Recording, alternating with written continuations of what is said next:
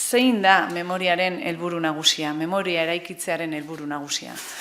Guk defenditzen duguna da, memoriak bere horretan balio behar duela noski, gure artean dagoeneko ez dauden pertsonak gogoan hartzeko, bidegabeki beren biziak kendu zitzaien pertsona haiek guztiak gogoan hartzeko, ez ahazteko.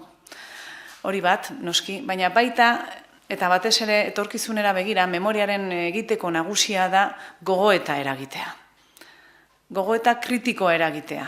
Aztertzea norberatik hasita, zer egin dugun, zer ez dugun egin, non egon gara, gauza guzti hauek gertatu diren bitartean.